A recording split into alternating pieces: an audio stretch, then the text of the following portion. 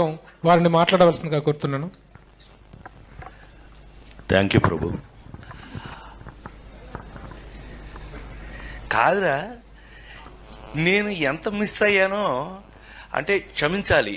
ఇలా ఉంటుందని మీరందరూ వస్తున్నారని నిన్న గనక అచ్చనా నీ సంగతి బయటికి వెళ్ళక చూసుకుందాం. మనం ఎప్పుడూ ఉన్నదే కదా. వీళ్ళందరి నుంచి పక్క తీసుకెళ్ళి అచ్చనా నేను మళ్ళీ పైకి హలో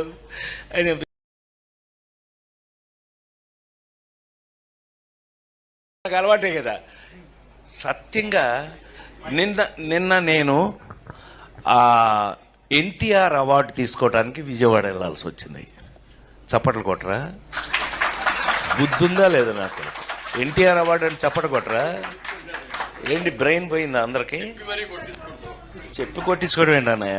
దానికి కొట్టకపోతే నీకు సిగ్గులేనట్లు లెక్క.